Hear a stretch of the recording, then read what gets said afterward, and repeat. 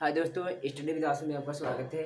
आज हम विश्व की जनजाति के विषय में पढ़ाएंगे क्योंकि कल हमारा हिस्ट्री का क्लास हुआ था। तो आज हम विश्व की जनजाति जितनी हैं उसके विषय में पढ़ाएंगे क्योंकि इससे क्वेश्चन पूछता है और इसको वीआईपी कर लीजिए। हर पेपर में मिलाने के लिए पूछता है कि कौन सी जनजाति किस क्षेत्र में पाई जाती है और किस देश में पाई जाती है। इसके बाद में हम चक्रवात चक्रवात और प्रतिचक्रवात में अंतर बताएंगे कि उत्तरी गोलार्ध में चक्रवात किस दिशा में रहते हैं और प्रतिचक्रवात दक्षिणी गोलार्ध में किस दिशा में रहते हैं। ठीक। और जो प्रमुख चक्रवात है जैसे हरिकेन हो गया, टॉर्नेडो हो गया, टाइफून हो गया, इसके विषय में पूछता है। और इसको ही हमने मुख्य बिंदु मानकर ये पूरे जनजाति और चक्रवात प्रतिचक्रवात में बताएंगे। ठीक। जैसे जनजाति पहला है, फिर देश है कि कौन सी जनजाति किस देश में पाई जाती है, और फिर जनजाति है और फिर उस देश को बताया गया कि वह जनजाति किस देश में पाई जाती है। फिर चक्रवात, और चक्रवात के इसमें थोड़ी परिभाषा है और ये विश्व का भूगोल है, मैप है काल्पनिक रूप से, और उसी को मानकर हम चक्रवात और चक्रवात को बताएंगे। ये चक्रवात है कि नाम और ये कौन कौन से देश में आ रहे हैं वो सब है। ठीक। अब स्टार्ट करते हैं अपना क्लास की जनजाति। जैसे एस्किमो, ये जनजाति बहुत बार पूछा गया है, इसको वीआईपी कर लीजिए। एस्किमो क्वेश्चन पूछता है कि एस्किमो जनजाति कहाँ पाई जाती है। एस्किमो जनजाति ग्रीनलैंड और कनाडा क्षेत्र में पाया जाता है, क्योंकि जैसे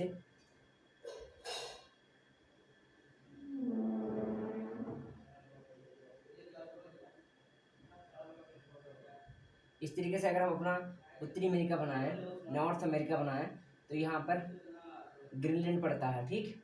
ग्रीनलैंड पड़ता है जो राजनीतिक रूप से डेनमार्क का हिस्सा है। क्वेश्चन पूछा गया है कि ग्रीनलैंड किस देश में आता है, तो ग्रीनलैंड राजनीतिक रूप से डेनमार्क के हिस्से में आता है।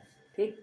और उत्तरी अमेरिका और ग्रीनलैंड में, ये ग्रीनलैंड हो गया, ये उत्तरी अमेरिका हो गया, पूरा उत्तरी अमेरिका हो गया। ठीक। तो इसी में एस्किमो जनजाति पाई जाती है। इसको वीआईपी करके लिख लीजिए क्योंकि इसी में क्वेश्चन पूछता है कि एस्किमो जनजाति किस क्षेत्र में पाई जाती है।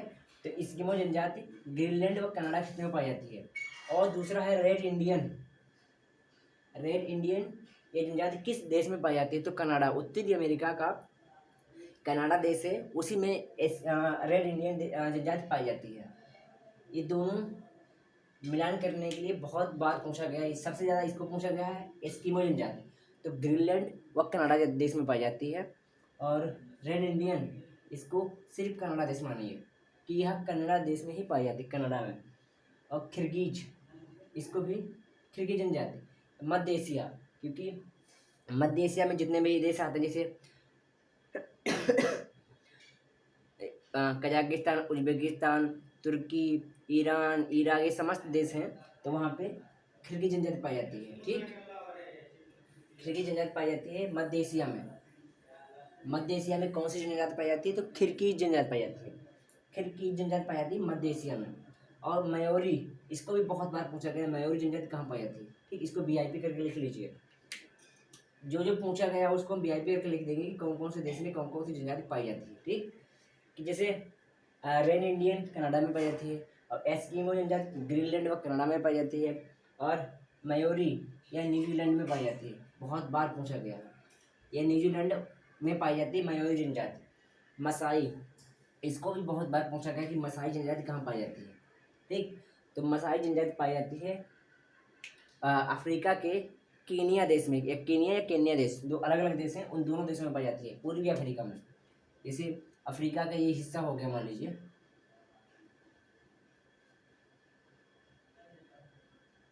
बन नहीं रहा है अफ्रीका का, इस तरीके से बना लीजिए। यहाँ पूर्वी हिस्सा है, यहाँ समस्त केन्या देश है, और केन्या देश वहाँ एक जनजाति पाई जाती है। ठीक। मसाई जनजाति कीनिया में पूर्वी अफ्रीका देश में पाई जाती है। ठीक। बेदास जनजाति अपने पड़ोसी देश श्रीलंका में पाई जाती है। ठीक। बेदास जनजाति श्रीलंका में पाई जाती है। और निग्रो, इसको भी बहुत बार पूछा गया है, निग्रो जनजाति कहाँ पाई जाती है, तो मध्य एशिया। मध्य एशिया में दो जनजाति पाई जाती हैं, एक खिरकीज जनजाति और एक निग्रो जनजाति। निग्रो और खिरकी जनजाति दोनों मध्य एशिया में पाई जाती हैं, और बेद्दा श्रीलंका में पाई जाती है, और मयूरी न्यूजीलैंड में पाई जाती है, और मसाई कीनिया में पाई जाती है। ठीक, बुशमैन, इसको इम्पोर्टेंट कर लीजिए, एक कालाहारी मरुस्थल, अफ्रीका के मरुस्थलीय क्षेत्र, दक्षिणी क्षेत्र है जो, उसी में कालाहारी मरुस्थल पाया जाता है, उसी में बुशमैन जनजाति पाई जाती है। अफ्रीका का दक्षिणी क्षेत्र है, वहाँ पर कालाहारी मरुस्थल है, बहुत भारी, बहुत बड़ा मरुस्थल है, उसी में ये बुशमैन जनजाति पाई जाती है, कालाहारी मरुस्थल में, साउथ अफ्रीका में। ठीक, साउथ अफ्रीका में, इसको अमेरिका में समझिए, साउथ अफ्रीका समझिए। ठीक, साउथ अफ्रीका में कालाहारी मरुस्थल पड़ता है, उसी में बुशमैन जनजाति पाई जाती है। सॉरी, बुशमैन जनजाति कालाहारी मरुस्थल में पाई जाती है, और निग्रो मध्य एशिया में पाई जाती है। ठीक, सेमांग, हाँ इसको भी ये पूछा गया है, इसको बहुत जरूरी, जैसे बुशमैन कालाहारी मरुस्थल में, निग्रो मध्य एशिया में पाई जाती है, मयूरी न्यूजीलैंड में पाई जाती है, खिरकीज मध्य एशिया में। ठीक, अबैदा श्रीलंका में पाई जाती है। उसी तरीके से सेमांग जनजाति मलेशिया प्रायद्वीप मलेशिया देश जो है दक्षिणी एशिया में पड़ता है, उसी में सेमांग जनजाति पाई जाती है, सेमांग मलेशिया में पाई जाती है। जैसे ताइवान, म्यांमार, और दक्षिणी एशिया में लाओस, कंबोडिया, वियतनाम और मलेशिया और फिलीपींस, ब्रुनई, ये समस्त देश आते हैं, दक्षिणी एशिया क्षेत्र में आते हैं। तो उसी में मलेशिया देश एक पड़ता है दक्षिणी एशिया में, उसी में सेमांग जनजाति पाई जाती है। ठीक, एक बार फिर दोबारा इसको रिवाइज करते हैं, क्योंकि इससे एक ये जनजाति, इसको पढ़ाएंगे आगे भी, बहुत इंपॉर्टेंट है। जैसे एस्किमो कनाडा क्षेत्र में पाई जाती है, बहुत बार क्वेश्चन पूछा गया है इससे कि एस्किमो जनजाति कहाँ पाई जाती है, तो एस्किमो जनजाति कनाडा में पाई जाती है, ग्रीनलैंड में पाई जाती है, रेन इंडियन कनाडा में सिर्फ। ठीक, उत्तरी अमेरिका कनाडा में पाई जाती है। और क्रिकीज मध्य एशिया में पाई जाती है, मयूरी न्यूजीलैंड, ऑस्ट्रेलिया के नीचे न्यूजीलैंड है, उससे ऊपर ताइवान, और उससे ऊपर Papua New Guinea, Australia, New Zealand, ये समस्त देश पाए जाते हैं। इससे सिर्फ मयूरी जनजाति न्यूजीलैंड में पाई जाती है। ठीक, और मसाई कीनिया में, ये बहुत बार क्वेश्चन पूछा गया, मसाई जनजाति कीनिया में पाई जाती है, और बेद्दा श्रीलंका में, और निग्रो मध्य एशिया में, और बुशमैन कालाहारी मरुस्थल में, और सेमांग मलेशिया में पाई जाती है। ठीक, इसके आगे कितनी, 1 2 3 4 5 6 7 8 9 9 2 11 2 13 15 जनजाति हैं। 15 ही जनजातियों से क्वेश्चन हमें लग रहा है पूछ लेगा, अगर कोई क्वेश्चन पूछेगा। जैसे इसमें बिहार बीपीएससी का पेपर है टीचर का, आगे कोई जनजाति विश्व की जनजाति पूछेगा तो इसी से क्वेश्चन उठा के पूछ लेगा, मिलान करने के लिए। अगर पिग्मी दे देगा, कांगो बेसिन में जैसे पाई जाती है, कांगो बेसिन अफ्रीका का राज्य में, इसको फिर देख ले, पिग्मी कहाँ पाई जाती है, कांगो बेसिन में। अब बोरो इसको बहुत बार पूछा गया, बोरो जनजाति ब्राज़ील के क्षेत्र में पाई जाती है, और ब्राज़ील दक्षिण अमेरिका में सबसे बड़ा देश ब्राज़ील, जिसकी सीमा समस्त देशों से लगती है, दक्षिण अमेरिका सिर्फ 2 देशों को छोड़कर, एक इक्वाडोर और एक चिली, 2 देशों को छोड़कर बाकी समस्त देशों से सीमा लगती है ब्राज़ील की। ब्राज़ील दक्षिण अमेरिका का देश है, और उसकी सीमा समस्त देश से लगती हैं, लेकिन चिली और इक्वाडोर को छोड़कर। ठीक, 2 देशों को छोड़कर मात्र सिर्फ दक्षिण अमेरिका के 2 देश हैं जो चिली से सीमा नहीं जो ब्राज़ील से सीमा नहीं बनाते, बाकी समस्त देशों से सीमा बनाते हैं। जैसे अर्जेंटीना हो गया, इसके बाद में वेनेजुएला हो गया, और इसके बाद में और बोलिविया हो गया, पराग्वे हो गया, ये समस्त देश ब्राज़ील की सीमा बनाते हैं, लेकिन एक चिली और इक्वाडोर 2 देश सीमा नहीं बनाते हैं। अब बद्दू जनजाति अरबी देश, जो अरबी कंट्री है, ईरान, इराक, ये समस्त देश हैं, उसमें बद्दू जनजाति पाई जाती है। इससे क्वेश्चन नहीं पूछता, लेकिन तभी याद करने के लिए लिख लीजिए। पपुआंस जनजाति, एक जनजाति जो है पापुआ न्यू गिनी में पाई जाती है, अफ्रीका क्षेत्र है, अफ्रीका नहीं, यहाँ अभी हमारे प्रधानमंत्री मोदी जी गए थे। ठीक, पापुआ न्यू गिनी में, इससे क्वेश्चन पूछ सकता है कि पापुआंस जनजाति कहाँ पाई जाती है, तो पापुआंस जनजाति पापुआ न्यू गिनी में पाई जाती है, जो ऑस्ट्रेलिया के उत्तरी भाग में स्थित है। एक छोटा सा देश है, पहले इसको मानता नहीं थी, लेकिन अब मानता इसकी हो गई है कि पापुआंस जनजाति कहाँ पाई जाती है, पापुआ न्यू गिनी में ये जनजाति पापुआंस जनजाति पाई जाती है। ठीक इसके बाद में याकू जनजाति, इसको भी पूछा गया याकू मिलान करने के लिए।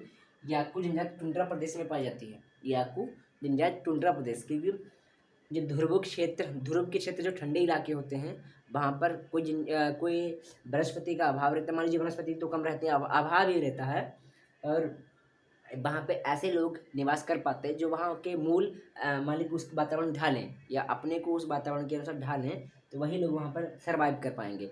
लेकिन कुछ जनजाति विशेष हैं जो टुंड्रा प्रदेश में पाई जाती है, जिनमें है एक याकू जनजाति। याकू जनजाति टुंड्रा में प्रदेश में पाई जाती है। अब एक यहाँ से क्वेश्चन पूछता है इग्लू। इग्लू क्या है? टुंड्रा प्रदेश में रहने वाले लोग जब घर बनाते हैं तो उसको इग्लू कहा जाता है, ठीक। और चुलू जनजाति, इसको बहुत पूछा गया। चुलू जनजाति साउथ अफ्रीका में पाई जाती है, ठीक। चुलू जनजाति नेटाल प्रदेश, ये साउथ अफ्रीका में पाई जाती है, ठीक। इसको याद कर लीजिए। याकू को टुंड्रा प्रदेश में, पापुआ न्यू गिनी। हमें लग रहा है कि इस बार क्वेश्चन पूछने को इसके चांसेस, क्योंकि प्रधानमंत्री इसी देश में गए हैं। और चुलू नेटाल प्रदेश में पाई जाती है। एक बार फिर इसको रिवाइज करेंगे और फिर आप याद कर लीजिए। इसको अब की बार ट्रिक से याद कराएंगे कि किस तरीके से हम याद किए हैं और किस तरीके से आप लोग याद कर लीजिए। जैसे एस्किमो जनजाति, इसमें कनाडा आता है तो इसमें का आता है, तो एस्किमो का बीच में आता है तो उसको कनाडा से याद कर लीजिए। एस्किमो जनजाति कनाडा में पाई जाती है। एस्किमो कनाडा में, का से कनाडा, का से एस्किमो बीच में आता है, तो इस तरीके से याद कर लीजिए। कनाडा और ग्रीनलैंड, इसमें ऑप्शन हमें लग रहा है कि कनाडा ही देता है, और आप एस्किमो में का आता है और कनाडा में का आता है, तो दोनों से कनाडा याद कर लीजिए, ठीक। और रेड इंडियन इसमें भी ना आता है, इसमें भी ना आता है कनाडा में। रेड इंडियन से मत समझिए, क्योंकि ये कनाडा में पाई जाती है। हाँ, अगर आप लगा दें कि रेड इंडियन इंडिया देश में पाई जाती है, इंडिया कंट्री में पाई जाती है, नहीं, रेड इंडियन कनाडा में पाई जाती है, ठीक। और इसके आगे खिरकी जनजाति, इसको मध्य एशिया में याद कर लीजिए, उससे कोई ट्रिक नहीं है, मान लीजिए याद कर लीजिए, सही रहेगा। अब मयूरी में दो मात्राएं औरी है, तो न्यूजीलैंड में दो मात्रा है, न्यूजीलैंड, इससे याद कर लीजिए, दो मात्राएं, तो मयूरी न्यूजीलैंड, ठीक। दोनों याद कर लीजिए, मयूरी न्यूजीलैंड देश में पाई जाती है। एक जनजाति मयूरी न्यूजीलैंड में पाई जाती है, इसमें दो मात्रा है, इसमें भी दो मात्रा है। मसाई कीनिया, कहा जाता है कि कीनिया देश में मच्छर बहुत पाए जाते हैं। जैसे ट्रिक से याद कर लीजिए, ऐसा नहीं कि उसी देश में मच्छर पाए जाते हैं। वो तो क्वेश्चन पूछा गया था एक बार विशेष में कि तराई क्षेत्र में किस क्षेत्र में मच्छर की अधिकता पाई जाती है, तो ज़्यादातर याद है तराई क्षेत्र में मच्छर की अधिकता पाई जाती है। जहाँ नदियाँ आएंगी और रुकेंगी उस क्षेत्र में वनस्पतियाँ होंगी, मच्छर का पर्याप्त मात्रा में होगा, मच्छर पर्याप्त मात्रा में पाए जाएंगे। तो इस तरीके से इसको ट्रिक से याद कर लीजिए। ये नहीं कि केनिया में मच्छर पाए जाते हैं, ऐसा नहीं। मसा कीनिया में मसा, ठीक। तो मसा जनजाति कीनिया देश में पाई जाती है। ट्रिक से याद करिए, मसाई केनिया, मसा कहाँ पाए जाते हैं? केनिया में। इस तरीके से ट्रिक से याद कर लीजिए। तो वेदास श्रीलंका में, जो कहा जाता है कि जैसे रावण विद्वान था, उसी तरीके से विद्वान लोग श्रीलंका में निवास करते हैं। इस तरीके से याद कर लीजिए ट्रिक से। तो वेदास श्रीलंका में, ठीक, वेदास श्रीलंका में। निग्रो मध्य एशिया में, हमें लग रहा है कि निग्रो जनजाति पूछ सकता है। निग्रो मध्य एशिया में, मयूरी जनजाति न्यूजीलैंड में, बद्दास श्रीलंका में, एस्किमो कनाडा में, और रेड इंडियन कनाडा में, ठीक। इसके बाद में बुशमैन जनजाति, इसको तो बहुत बुशमैन एक कहावत है कि भूसा, जो गायों को खिलाने के लिए, भूसा जानवरों को खिलाने के लिए भूसा होता है, वह खाला हरी ट्रिक से है कि बुशमैन भूसा हमारा खाली स्थान में भरा जाता है, कि बुशमैन काला हरी मरुस्थल में, ठीक। सेमांग, इसमें भी माँ है और इसमें भी माँ है, तो सेमांग जनजाति पाई जाती है मलेशिया क्षेत्र में, ठीक। अब पिग्मी, इसमें भी का है और इसमें भी का है, तो ठीक से याद कर लीजिए। पिग्मी जनजाति कांगो बेसिन में पाई जाती है। अब बोरो, इसमें बा है और इसमें बा है, इसमें भी बा आता है, तो बोरो जनजाति ब्राज़ील क्षेत्र में पाई जाती है, ठीक। अब बद्दू अरब देश में जनजाति, बद्दू जनजाति अरब देश में पाई जाती है। और पापुआंस, इसे याद रहा, पापुआ गिनी और पापुआंस देश से ही स्पष्ट हो रहा कि पापुआस जनजाति पापुआ न्यू गिनी में पाई जाती है। और याकू कहा जाता है कि याकू डाकू एक ही बात है ना, तो याकू जनजाति टुंड्रा देश में पाई जाती है। जुलू, इसमें भी ला है और इसमें भी ला है। जुलू जनजाति नटाल क्षेत्र में या साउथ अफ्रीका में पाई जाती है, ठीक। इस तरीके से आप टेक्स्ट से याद कर लीजिए। और पहले हम बता चुके हैं कि कौन कौन से क्वेश्चन पूछने वाले हैं। अब एक चक्रवात और प्रचक्रवात, दोनों के अंतर बताएंगे और कौन कौन से इलाके में आते हैं। तो चक्रवात, जब चक्रवात आएगा तो उसमें उसके केंद्र में निम्न दाब होगा और बाहर हाई प्रेशर होगा, बीच में अंदर लो प्रेशर होगा। तो बाहर की हवाएं अंदर की ओर आएंगी, जिससे चक्रवात उत्पन्न होगा। चक्रवात क्या है? हवाओं का दबाव केंद्र में कम और बाहर की ओर ज़्यादा होता है। इस तरीके से याद कर लीजिए, जब कोई हवाएं केंद्र की ओर कम चलकर बाहर की ओर उत्पन्न हो, जैसे जैसे ये हवा है तो इस तरीके से उत्पन्न बाहर की ओर, तो इसे क्या कहेंगे? चक्रवात। ठीक, जब कोई हवाएं केंद्र की ओर ना दबाव बनाकर बाहर की ओर दबाव प्रेशर बनाए तो उसे चक्रवात कहते हैं।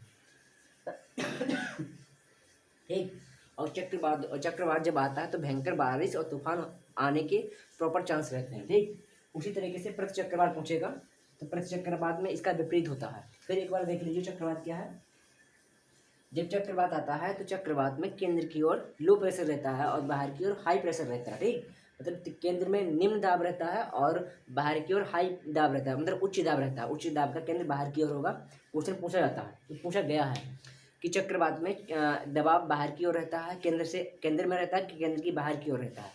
इस तरीके से क्वेश्चन पूछा था कि जब चक्रवात आता है तो चक्रवात का दबाव केंद्र की ओर रहता है कि बाहर की ओर रहता है। चक्रवात आएगा तो केंद्र की ओर दबाव कम रहेगा और बाहर की ओर दबाव ज़्यादा रहेगा। ठीक, और इससे जब चक्रवात आएगा तो चक्रवात भारी बारिश और तूफान लाएगा, मतलब कि चक्रवात जब आएगा तो भारी बारिश और तूफान लाएगा। और एक बात है, क्वेश्चन पूछता है कि जब चक्रवात आता है तो चक्रवात की दिशाएं किस तरफ होती हैं गोलार्ध में।